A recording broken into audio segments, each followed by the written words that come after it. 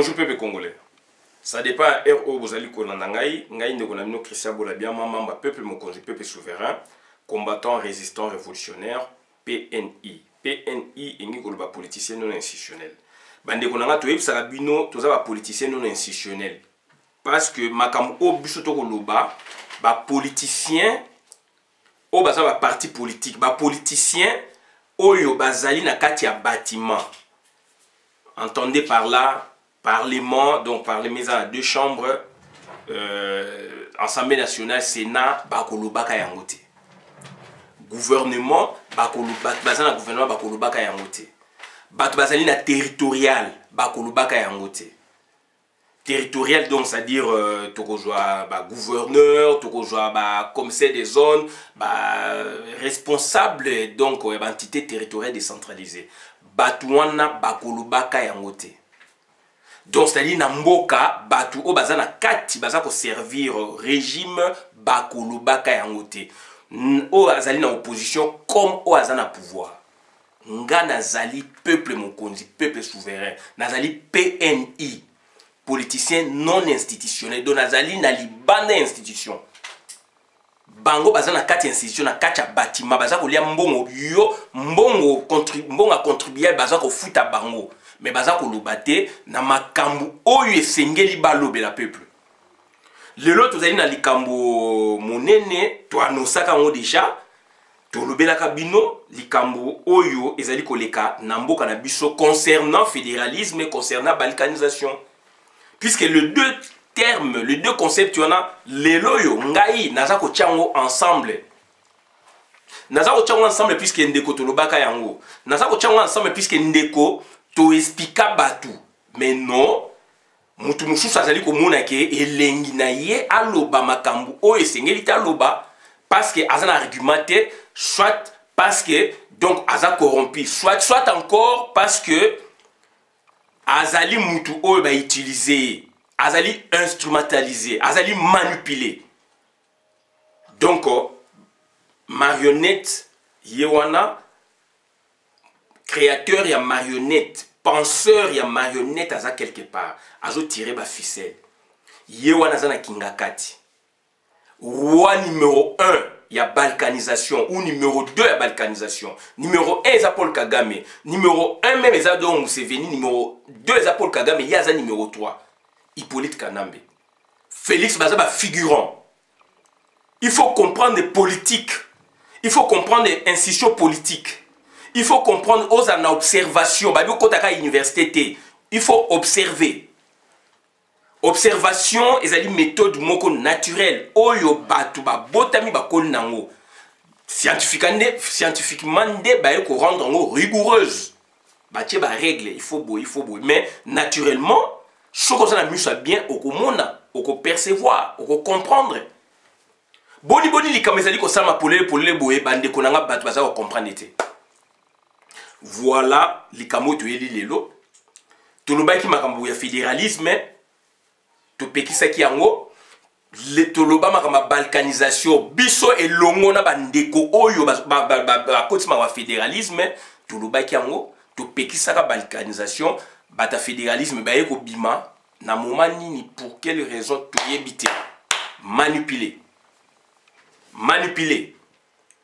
Politique, il faut être initié. Par initiation, il faut apprendre des autres.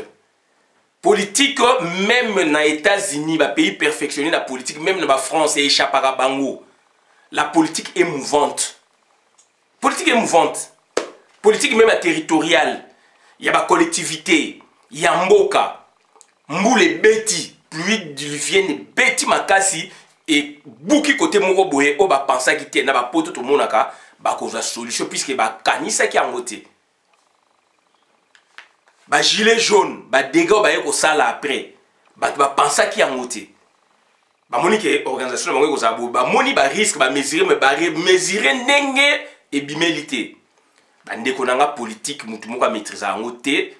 Donc même les États-Unis, Ben Laden tanga keik ko beta kuna, donc au sala des ordres des États-Unis ba prévoyaka mais ba maîtriser ki a ngoté. Baza banzambité. On fait la prévention. Oyebite mukoni likambo ekokuya na sécurité na renseignement yango wana prévention ezalaka. Donc bandeko na ngai to faire attention et grâce ou à cause ya Ben Laden ba loi ya sike bimi, ba loi ebimaka na mokili. Donc parce que il y a une cause, une raison fondamentale, terrorisme ebimi ba koti na parlement ba bimi si mibeko ya sika.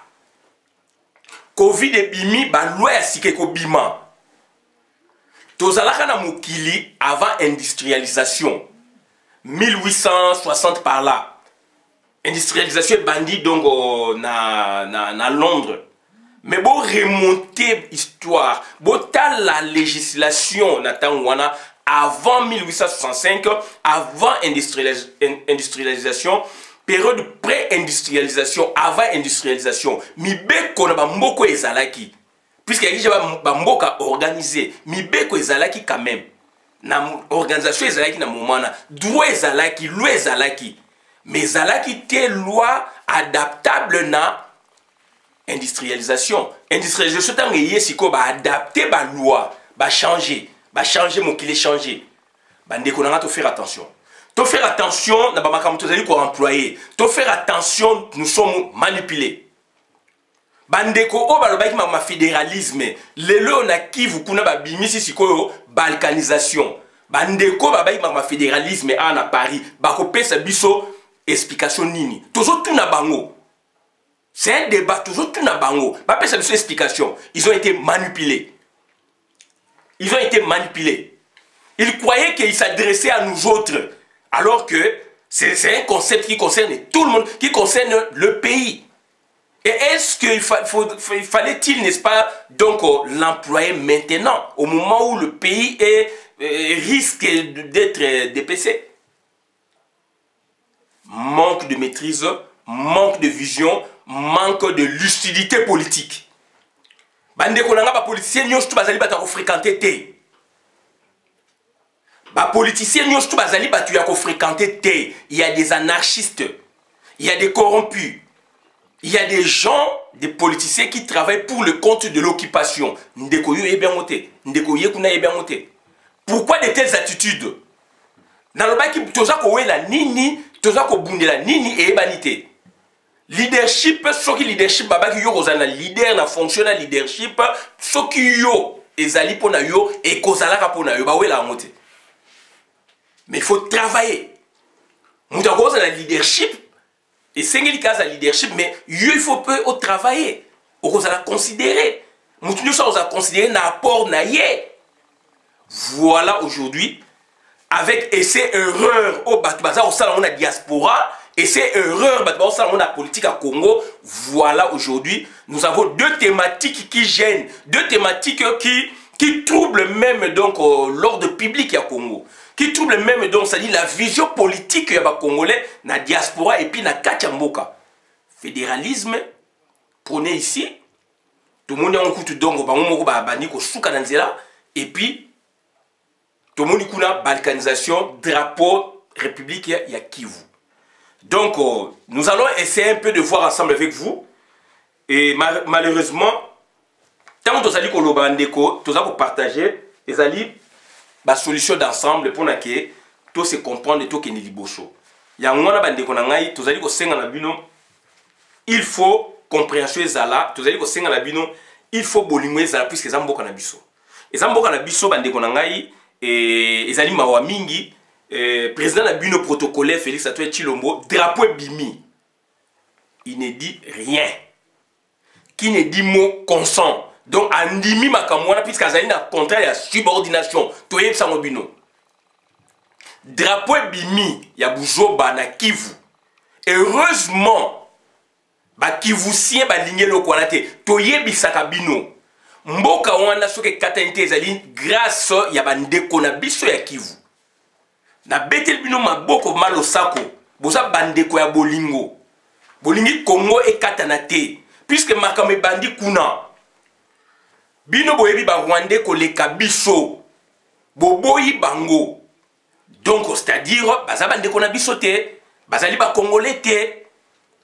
La réalité sociologique est là donc baza bandeko na biso te soki kondima ba Rwandais ba mboka wana nde Kivu kenda kala bandeko na ngai Kivu. Donc aujourd'hui ça fait plus de 20 ans mobulu et bimi kuna ezalaka koto kuna et kiti koto nyonso et envahi toute la République.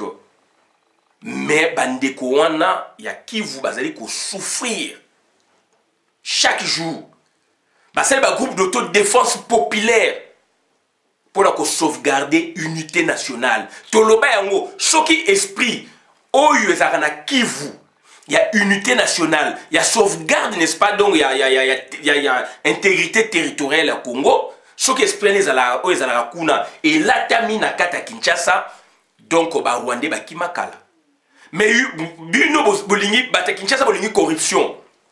Bolingi corruption. Et voilà maintenant la conséquence. Il faut que l'esprit esprit ya Kivusien. Baza mibali, baza ko défendre mboka na biso. Mboka monene lokola Congo, ba degezo sala mame, toza ko mona te mutu oyo bino ko benge président république asa koloba. Mais dans l'entretemps, donc mutu oyo a créé qui est oyo alobi ke yene mokolo mboka, yene muta créé, yene muta na pouvoir. On va bénir diarchie, puisque Félix a dit Chilombo a tchaki maïna monokoté na Bruxelles, à l'obi que bazan a diarchie. Donc, Bayoka va diriger 2 personnes. C'est la diarchie. Et ça, gouvernement, il y a 2 chefs de l'État, 2 gouvernements, et baza ko diriger simultanément. Donc, et mon ami, babenga ngo diarchie, et salamment. Donc, dans l'histoire, il y a politique, il y a monde, dans l'histoire, il y a droit constitutionnel politique. La diarchie existe.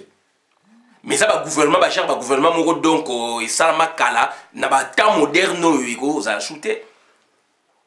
Et China Rambo, au Bobengaka, donc, Raïs Nebli Bobengaka, donc, Hippolyte Kanambe, Azali Kolaksayango. Et na hiérarchie, na bangoana, donc, le premier président, na moment où c'est Hippolyte Kanambe, puisque c'est lui qui a la clé. C'est lui qui a la clé. C'est lui qui a la clé. Il a l'armée, il a les renseignements, il a tout. Armée, renseignements, donc police, etc. Oh, il y a bien un locomote. Mais vous avez une théorie même biblique pour convaincre qui? Bible, donc, on a contexte où ils allaient dans la Bible. Ça n'a rien à voir avec le contexte à Congo. Donc, vous allez donc, vous voyez, vous êtes à côté. Et vous avez ça pour la tribu. Mawato intellectuel congolais. Biso awa université à Paris un patron Sorbonne.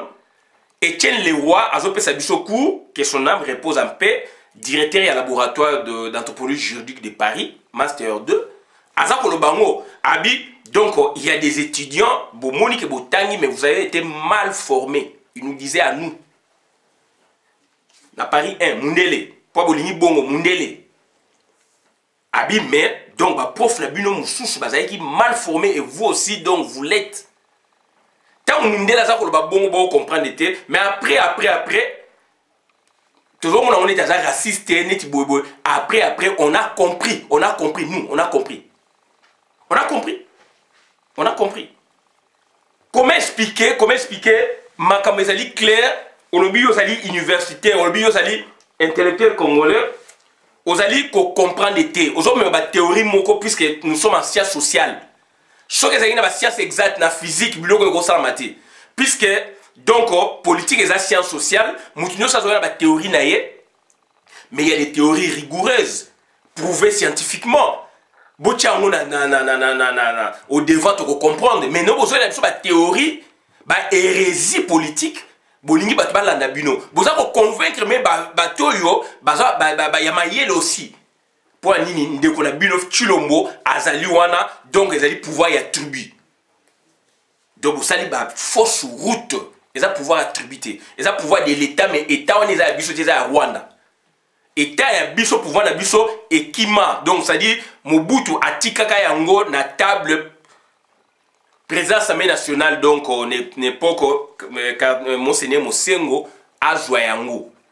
Mobutu a tike la, donc, Laurent Désiré Kabila, donc, a tike la pouvoir. Sur le plan juridique, Sur le plan politique, oui, il a été chassé, mais sur le plan juridique, Mobutu avait déposé, avait démissionné, et que donc, il est président du Sénat à Sengaki et Lokouana.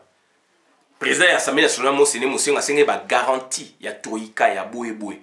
Le fait que la communauté internationale ait une carte COP, le que le moté, rebelle, envahissé, côté, soit déjà rebelle, affidèle le côté. Donc, c'est sérieux, Madame Tozali Koloba, et le loyo, deux termes, fédéralisme, balkanisation, fédéralisme et bimi awa, n'engeni to ebité. Donc, et bimi awa, n'engeni to ebité. Racine ya fédéralisme ezalité. Parti politique mot fort, oye ko piloter projet na ezalité na Congo, et puis na Libana, toza ba association, ba représentation na Congo, déjà tant parti politique mot ya makasi ezalité, donc ba représentation na Libanda awa na biso toza ba association, donc il y a rien. Donc il faut comprendre tant que zali donc on a association, tant que zali donc on s'est dit na carte de regroupement donc associatif. Regroupement associatif oyo que donc ils ont une vocation politique. Biloko ni frères il faut étudier biloko non. Comment expliquer vous parler des choses au beau maîtriser fédéralisme ba kosibino na bato bino boyebi ba kosibino ba manipuler bino. Fédéralisme, si on a balkanisation, leur vœu c'était quoi? Eux soient en plein la diaspora, eux ils vont faire leur balkanisation théorique. Oh, et bien, les balkanisation théorique.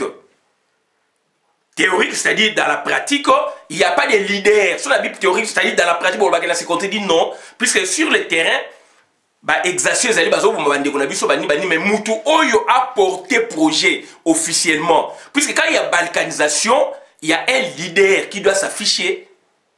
Et puis derrière le leader, il faut avoir troupe, il faut avoir troupe par troupe, c'est-à-dire la population. Donc il peut avoir la troupe, il est leader, mais population, il faut cohésionner salama. Il faut un fait bienfaisant et salama. Et quand donc ensemble, donc c'est-à-dire il y a un leader, à ça qu'on revendiquer Makamoko Boye à Katimboka, leader Abimi, à la population derrière. Et aujourd'hui, donc, et là, on est salami, mais donc, suivi, on est athée, attachement, on est athée. Mais toujours qu'on risque Zali, bombe à retardement. Bombe à retardement, puisque Michel Bouami a lobby n'importe quoi. Michel Bouami a lobby n'importe quoi. Donc, c'est très important. Donc, c'est-à-dire, qui vous indépendant de Balobi, tous a 3 points à relever. Donc, qui vous, d'après l'entendement de Michel Bouami, pour naïe, donc, c'est-à-dire, qui vous allez séparer na ouest, étant de l'est, donc qui vous étant na est, donc, c'est-à-dire, ils ont séparé na ouest. Ce monsieur n'a pas vécu, donc, au Congo profond. Ce monsieur n'a pas vécu au Congo profond. Soki atangaki, avivaki, donc, et puis Azali imbibé, même pas à se déplacer à Naba Congo, Équateur, ou Kisangani ou Bandounou, non, mais ce qui a imbibé, l'esprit, il y a vouloir vivre collectif, ce monsieur-là ne peut pas s'exprimer ainsi aussi. Michel Bouami. Donc, ça dit déjà, c'est une grosse erreur. Donc, Est et Ouest n'ont pas de problème. Batu Oyo. Vani na ouest, kena na est ko travailler, batu ya est, kena na ouest ko travailler, nous sommes unis. Nous sommes qu'un seul peuple, donc peuple congolais.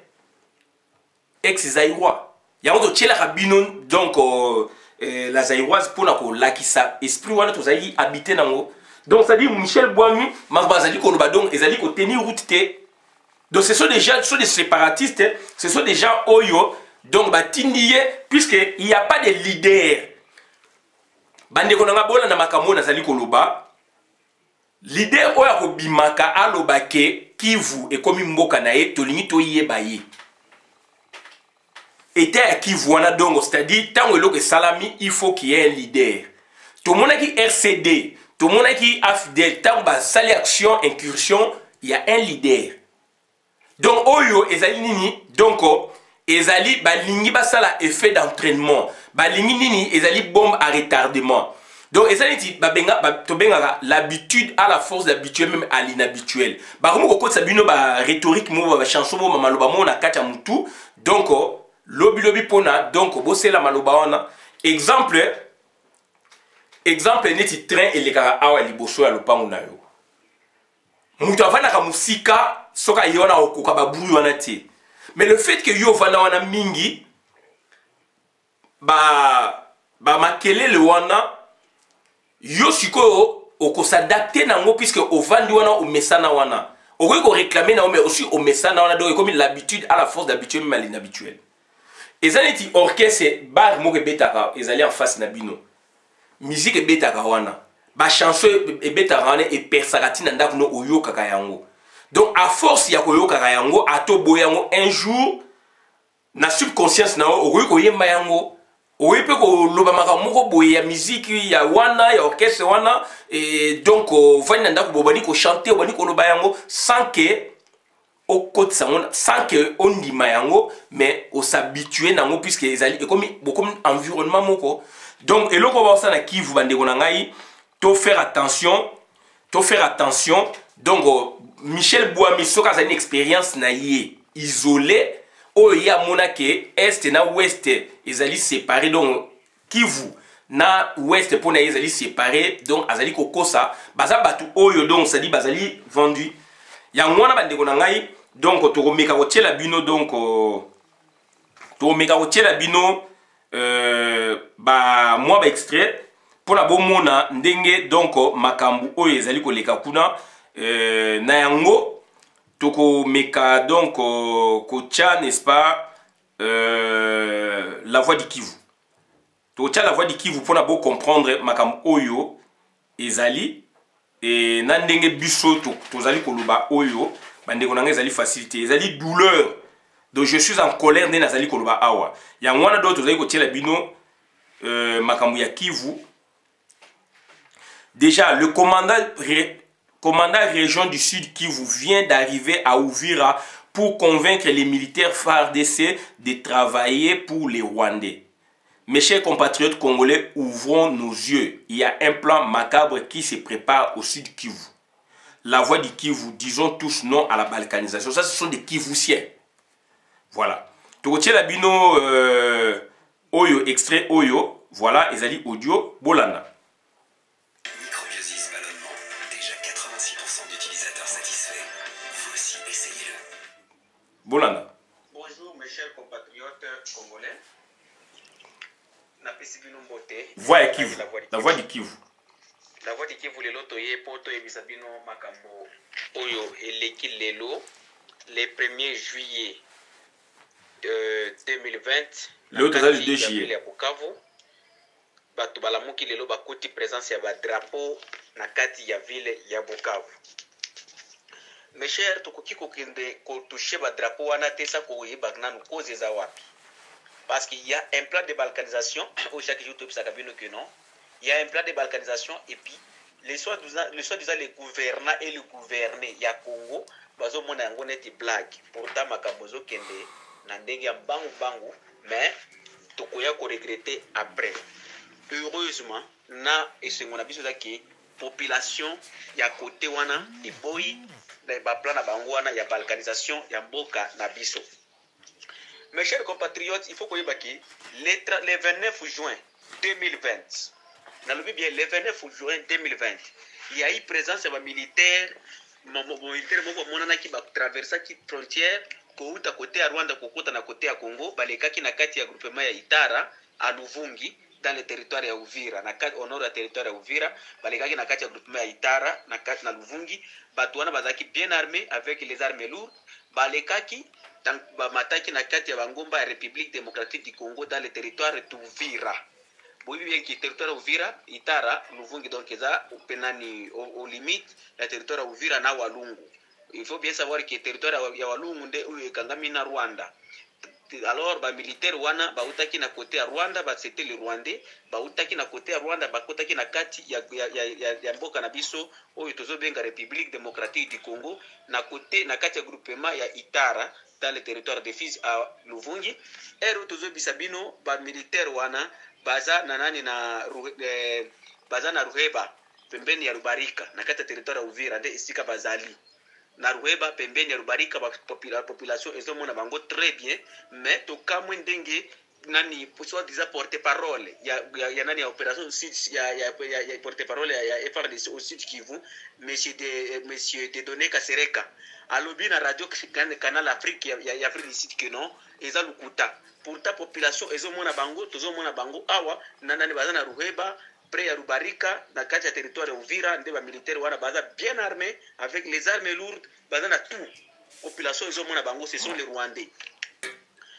Hier nani eloko mosusu to marqué na semaine oyo avant to comme le 30 juin eza eloko ya nini ya général ya FARDC oyo ya na Uvira général ya FARDC oyo ya na Uvira atindi ba militaire ya ba Rwandais toujours. Donc le général de FARDC oyo ya na Uvira aza congolais de konabiso il est du Grand Kasaï aza corrompu na ba Rwandais baba ONG ba Rwandais musiton ONG ADED IGAFI Ebenezer et groupe Milima ba ONG 4 ONG oyo na répété ngudi susu za ONG ADED IGAFI Ebenezer et groupe Milima bakendaki batindaki enveloppe ya ko corrompre général oyo aza na Uvira po abtikela ba Rwandais nzela ya kokota na kati ya Congo.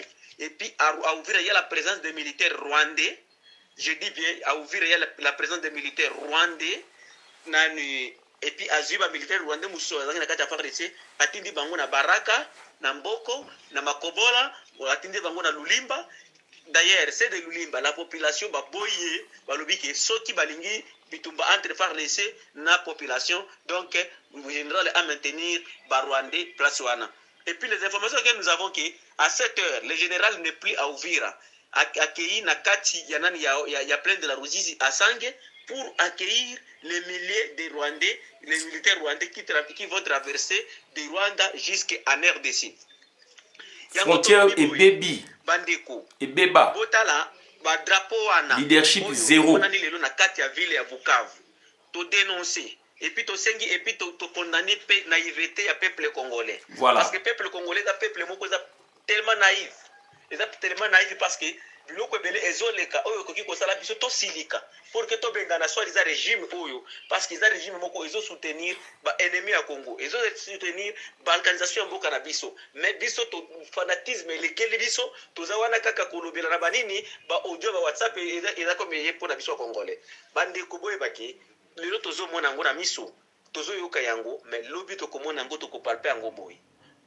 Notre ennemi, l'ennemi du Congo, est tellement sérieux. Nous avions dit que dans nos émissions, il y a moins de mecs, non? Bitumba a échangé face. Bitumba au plateau échangé face parce qu'il y a la présence même de la MONUSCO, ils ont soldats na Rwanda, ils ont la munitions et les militaires de Rwanda, Burundi, Éthiopie, Eritrea, Ouganda. Pour nous attaquer, ni traiter les forces d'autodéfense, Maïmaï, Banamboka, au bazar conduit par le général, le général William Amouri, Yakutumba, na général Ebouela Mtetezi, alias Trésor, donc Ebouela Trésor, alias Mtetezi, Wamuswa Vingako Benga Trésor Mputu, donc les lots de Lingako Toloba histoire Moussousou. Mes chers compatriotes, Makanika, tout ça qui est Makanika, pas Makanika, Makenga, Nani Colonel Makenga, qui était le chef de l'M23, qui était au Rwanda. MONUSCO et Longola na Rwanda et Tindie na kati ya S ya Mboka. Ba ero yende mutazo konza nani coalition bangozo bengama coalition de alliance des patriotes congolais. Eza alliance ya ba congolais, eza alliance ya ba Rwandais qui est dirigé par colonel Makenga. Donc dans lobby boyi et loko oyo bomoni ba drapeau et monani na Bukavu lelo bandeko etinda biso ko to silika to tika teke no ba force auto défense ka kebunda même population botelema et puis les soi-disant politiciens qui sont à l'opposition comme dans leur soi-disant les misères du cash. Qu'est-ce que vous êtes en train de faire pour notre pays ezokende? D'ailleurs dans les pays nani na kati ya mboka yo bato za sérieux vraiment bandeko ero nazoro baboye Marcelet Chambo Ruoya ex-gouverneur ya Sud Kivu, Monsieur Amirado Amisi Anwema, soi-disant bishop ya nani église ya nani ya cette famille, Monsieur Mbusa Nyamusi Antipas, il faut bazala aux arrêts. parce que le tomoni ba drapeau il n'y a pas de jour to mona kiliste moko bimaki na ba réseaux sociaux qui non gouvernement République du Kivu le lo ba drapeau wana imona kati ya ville ya Bukavu alors ba congolais botiki yango je dis voilà à la population donc na lingai to pesa bino flash wana bandeko nanga c'est très important wana lobi que action là ba sali action mais toza ko mona ba leader boyete donc leader na bango ezali Hippolyte Kanambe o azana kata Congo l'extérieur ezali Paul Kagame donc arrière base na bango ezali Rwanda Uganda Tanzanie donc ba arrière base donc ça dit bazali sur na eloko bazali kolinga ba côte sa biso na mitu yango wana donc tozali contre donc Michel Bwami na makambu o ya lobaki na ndeko moko azali na États-Unis d'Amérique azali je pense aza psychologue yemta benge ngai to partager na ye yango be élément o pe naza ko incruster yango azali kivusien donc apesinga be élément probant yango pe toza koloba yango donc c'est dit na Kivu balingi ba Michel Bwami alingi kolakisa na batu na ba kivusien ke Kivu ezali marginalisé Kivu n'est pas développé alors que Kivu aza ko produit mingi bandeko na ngai toyoki ndenge boza koloba wana province nini ezali développé koleka ba province mususu depuis balkanisation ezali depuis époque même à Mobutu yemo kazali ressortissant Équateur botala mbandaka ba film mbandaka chef lia mbandaka zéro Guado qu'est-ce qu'il y avait là-bas il y a qu'à parler nae donc ça dit le Congo n'a pas encore atteint vraiment le vrai développement na la bandit développement surtout que na ba Congo pareil Kinshasa ezali capitale donc il faut semblant ezali moi bien moi joli c'est tout Bandundu qu'est-ce qu'il y a dans le Bandundu qu'est-ce qu'il y a dans le Sud Kivu Nord Kivu comment expliquer parler du peuple n'a pas parler du peuple ezaka moko na zaï mobimbana Kinshasa mais ça se fait pas stade ya kitoko kaka ya kitoko ezaka na Kinshasa ça ne se fait pas de développement ezalité. Donc, et c'est un biloko va parler du peuple dans la chef lieu à la province nyonso. Et c'est un biloko tozali na industrie ya cinéma te, tozali industrie ya musique te. Basa la cinéma ya musique, basa multifonction. Na lo barango tozali na 52 26 provinces au barango mais biso to yebi 11. Na 11 wana na chaque province goza na deux grandes salles lokola ba Bercy. Même pas Bercy lokola donc ba Élysée Montmartre, tozali na ngote. Ba artiste nous bazo kufa pauvre on bazo landa batu wana po ba yembela bango donc ba dérouter batu bandiko nga c'est très important province mon côté donc ezali ko vivre na ba ressources nae ba sala ba caisse à péréquation c'est-à-dire vous produisez et zongi après donc ba rétrocession de et salamaka boza ko produit mbongo ezoke na caisse moko centrale on suppose que une partie va ko rétrocéder bino. C'est le problème, il y a gestion, il y a gouvernement. C'est le problème, il y a gestion, il y a gouvernance. Il y a gouvernement donc étranger dans le Congo. C'est le problème, il y a gouvernance, il y a tout. Il y a tout power. Et là, pour le fait échapper. Congolais nini azana pouvoir 23 ans oyo. Félix Tshisekedi azali wana Félix Tshilombo azana pouvoir te. Azana eloko moko te, asa ba aventure. Aïne ko tcha bouclier pour la batona ba vanda. C'est tout. Donc ça dit bandeko na ngai donc Kivu est marginalisé, il faut arrêter avec ça. Quelle est cette province développée? Quelle est cette province qui est développée n'est-ce pas na Congo? Na ROE ya tout power province moisalité. Ba minéré, vous avez un premier producteur donc ba minéré ba boye tout boyité. Surtout bito ça même donc na période ya Mobutu. Ba premier ministre mingi na période Mobutu avec mingi baluba. Surtout bito kontele bino ba premier ministre mingi ya Mobutu a travaillé na premier ministre mingi baluba. Na otanga le bino a eu pouvoir na 65 premier ministre Liboso qui compagnon de la révolution colonel général Moulamba. Colonel Moulamba comme général Moulamba Kasai.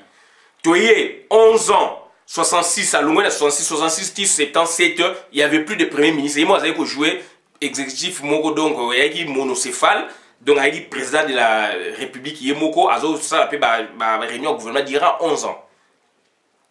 Aujourd'hui na 77 premier ministre azali ki na Pinga Kasenda 77 79 ti 81 Boboli Kolokonga Bandundu 81 ti 82 Singa Uju Bandundu Aujourd'hui 82 ti 86 kengo adondo Équateur polonais juif Équateur donc par adoption à éviter nandimité mais junior donc azali polonais juif juif polonais etc tout y mettons qu'azali équatorien 1986 donc naïti le général Mulamba pinga kasenda toujours kende olongoli boboli ko konga olongoli singa uchu batabandundu donc toujours sikoyo Mabi Mulumba 3 premiers ministres à Kasai pinda Samba Binda Longolae Lunda Boulou Katangé Longolae donc tout ça j'ai 3 premiers ministres sous la dictature sous donc le monopartisme 3 premiers ministres il y a province Kasai peu importe Kasai oriental ou occidentale Kasai toye sikoyo na démocratisation Tshisekedi wa Muluba donc 4 premiers ministres non Mulumba Lukoji 1 2 Mulumba Lukoji 1 Mulumba Lukoji 2 donc 4 Kasai aujourd'hui Tshisekedi 5 Kasai tokei nango wana ti Birindwa Kivu donc Tshisekedi azongeli sou et puis donc général Ikulia donc déjà tous allez donc na je me répète général Mulamba Pinga Kasenda Mabi Mulumba donc Mulumba Lukoji Etienne Tshisekedi 5 toke nango na soto bito continuer ti nandenge Sami Badi Banga 7 6 Bruno Chibala 7 na présent protocolaire 8 est-ce que Kasai le Kasai a développé na cité na salango exprès mais na Nicolas Sake est-ce que le 2 Kasai a développé Mobutu a travaillé donc na premier ministre oyo ba avec mingi nombre donc moko supérieur et avec bata Kasai ba premier ministre mingi ba avec Kasai est-ce que sous Mobutu Kasai ezaki ndenge nini to côté la démocratisation sous régime wana démocratisation ba transition wana ba premier ministre bikolo musu bazalaki mais tous waka ya Kasai est-ce que Kasai a développé toye na régime oyo 2 premiers ministres na présent protocolaire est-ce que Kasai a développé donc Michel Bouami il faut arrêter puisque la mauvaise gouvernance est là donc boyebi mboka ndenge ezali diriger sous Mobutu gouvernance ne boyebi ndenge esamaki na transition gouvernance à transition et bénéficiairement na développement mboka te but ya mingi pour la organisation d'élection malheureusement il y a besoin de tirer qu'à longueur toye na oyo Hippolyte Kanambe ba yena système na bangwana est-ce que mboka nini province ni a développé Kasai Kivu et bimisi ba richesse siko ndet otomoni il y a 20 ans Kasai ba richesse à Kasai média diamant ya Kasai déjà en 1910 basala mibala mindele est-ce que donc Kasai a niveau ni Jekamine même période puisque ba richesse il a été indépendant du Congo roi Léopold II et mingi ba benga des richesses biologiques et donc ivoire na EVA na caoutchouc Équateur mta bimise biloko wana et grâce à Équateur aussi ba biloko na bangonde salaki ba rail ya ba Congo eza biloko caoutchouc Équateur ba Jekamine ba boyeboy ba union minière du Katanga ba boyeboy et na ba première richesse roi Léopold II a travaillé et il avait construit le pays aussi surtout ba rail ba voie ferrée wana ba richesse na mingi utege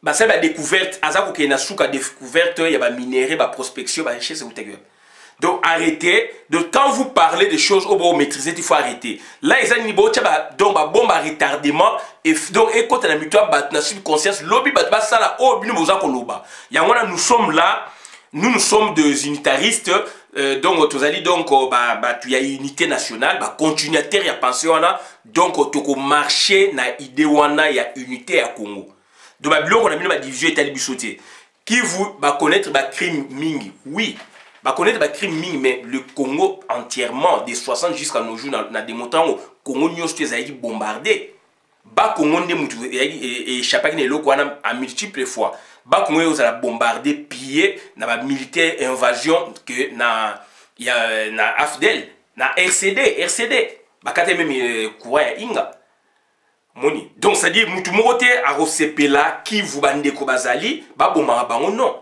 mais sur aujourd'hui des 60 bamoulele babo cette partie a souffert toyebi yango mais du moins tozali un esprit ya unité nationale engol bateke donc batu boye ba souffrir makasi ba musu ba souffrir muke batu boye non donc nous sommes là to travailler to bunda to bengana nde batu wana toyebi pe batu wana yango nazali koloba boye le vrai problème yali ya mboka ezali nini ezali donc c'est à dire créer actuellement un groupe d'autodéfense populaire ndenge ba général ya kotuma bazali ko sala misala tozali ko sepela na batu oyo ba comprendre idéologie tozali ko sepela yango tozali ko senga na batu donc c'est-à-dire lobby soki to bengani batu wana to recouvrer n'est-ce pas donc unité nationale intégrité territoriale puisque mboka na biso le ezingami na 7 pays ekangi donc c'est-à-dire presque ba pays nyos tout frontalier tozana bango soki 9 donc plus de 6 ba koti do ba kangi mboka président na bino ko benga président de la république alobi nini président na bino tout ça discours il y a le 30 juin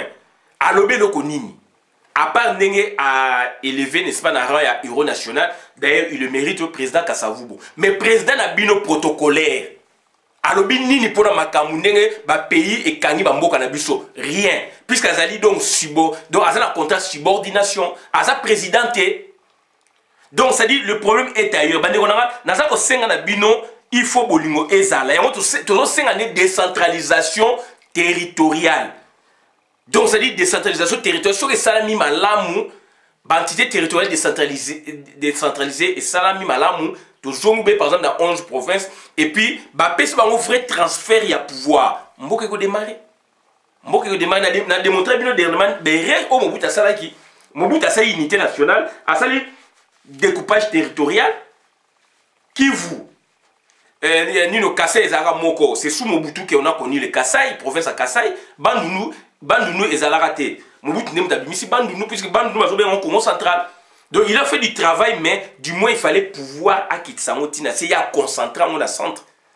Donc Bandigonangaï, il a pas bloqué tout le bagayango, mais c'est ngelito se comprendre. Donc on repère Sabino et l'autre Mouchouchou pour toujours qu'il est donc vers la fin. Tomona et l'autre Nini Oyo donc Bandeko Basali.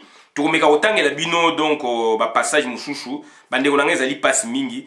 Mboka na biso esengeli bandeko na ngai donc to s'organiser to se réorganiser puisque mboka na biso ezali envier et lelo yo donc banguna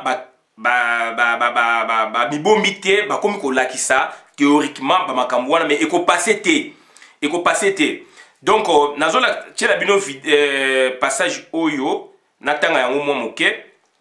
Sud Kivu, des drapeaux affichant République du Kivu flottent sur différentes artères à Bukavu. 1er juillet 2020. Yango. Drapeau au bâtier.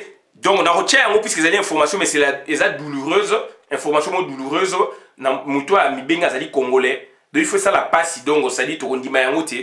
Donc un drapeau tricolore sur lequel est noté République du Kivu flotte depuis la matinée de ce mercredi 1er juillet 2020 dans plusieurs rues de la ville de Bukavu, chef-lieu de la province du Sud Kivu. Attaché sur des longs sticks d'arbres, ce drapeau est coloré en bleu, noir et jaune avec une étoile blanche au milieu. Attirés par ces faits, plusieurs personnes se sont rassemblées au rond-point pas à pas dans la commune de Kadoutou avec des regards tournés en haut vers les 10 drapeaux. Il en est de même au rond-point ISP dans la commune d'Ibanda, où des curieux étaient amassés le matin pour regarder un drapeau similaire, cloué sur un stick à cet endroit. Ces drapeaux ont également été visibles au centre-ville sur le boulevard Patrice Emery Lumumba à la place Moulamba.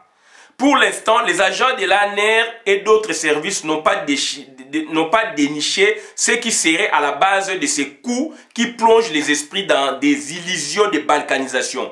Pascal Diga Ngambo bar l'interview.cd. Donc ça dit, ezali ba information au esengé tout temps la bino et ko passé té, moi je suis congolais, je suis donc unitariste, yo zali congolais zali unitariste, abat ba désordre là, abat la balkanisation. Abat la balkanisation. On a connu 2 sécessions en 60 et on avait un leadership fort. Et ce leadership là, donc ça dit à ça qui est fort na binôme donc bayaki binôme na un grand militaire basalaki fort leadership wana ezalaki basalaki fort bazwaki bokonzi ya mboka. Donc c'est à dire un président de la République il faut entourer na militaire moko fort. Un président de la République il faut alinga mboka na ye azali garant de la nation. Président Kasavubu donc azali garant de la nation. Donc bandeko na ngai aujourd'hui le problème est là visiblement. Tolobi yango auti ko sala discours le 30 Félix Antoine Tshilombo na bino a gagné l'élection te lelo makambo ezali na Nord Kivu Sud Kivu aza kokoka koloba te ba armée to ezingi Congo à part fait wana ba armée Zambie ekoti na Katanga mais ezali ba Rwandais na ba Congo ba boyebo ba koti mais za ba Rwandais oye siko na nino na kota Kisangani bata Sud Soudan ba koti mais za ba Rwandais. Oye côté ya Bangi batu bakoti wana eza ba Rwandais ba okosa ba pays wana boyeboye toye biango mais bandeko nanga qu'est-ce qu'ils font rien. Qu'est-ce qu'ils font, c'est-à-dire Hippolyte Kanambe yazali wana mais aloba ya ko loba te za Félix azali wana azoloba nini rien le loba drapeau bimi aloba nini rien azwa esprit en tant que président de la République atina armée et bouté batouana rien depuis ya koti tolobaka yango makambo oyo Hippolyte Kanambe salate et ko sala maka sous Félix yango to monyango Félix a comme génocidaire à sa bomaki batu azali na liste ya ba ONG to yebisaki bino. Donc c'est dit makambo oyo salaki te yaza ko salango mais dans l'entretemps donc Hippolyte Kanambe a outi ko fêter le 30 juin na ye na kingakati na ndenge na ye alingaka ba yembela ye ndenge ba yembela ka Mobutu alingaka donc na yebisa bino ka bi atikali akona 20 ans na Congo tokotiela bino extrait na kingakati le 30 juin ndenge yaza ko bima kuna donc ba ko laksake yende mutaza na pouvoir donc bandeko nanga toza bana mikete yangwana toza ko yebisa bino bandeko nanga donc to faire attention na makam o tozali kolinga ko sala to faire attention donc tokotiela bino donc tokotiela bino donc au Kabila donc na kingakati bandeko nanga ezali passe mingi pe ezali mawa mingi yangwana tokotiela bino donc bomo na place tokoshite wana donc conseil kana tozali ko pesa bandeko nanga ezali passi conseil tozali ko pesa bandeko nanga ezali passe mingi ezali mawa mingi Depuis qu'il est arrivé au pouvoir. donc non donc oyote donc voilà wapi Kabila kingakati tokotiela bino yango bandeko nanga ezali passe mingi ezali mawa mingi ezali passe mingi ezali mawa mingi ezali passe mingi ezali mawa mingi donc mboka na biso do bazingi ezingami bazingi yango voilà bolana arevaka bayembela nde bayembela Mobutu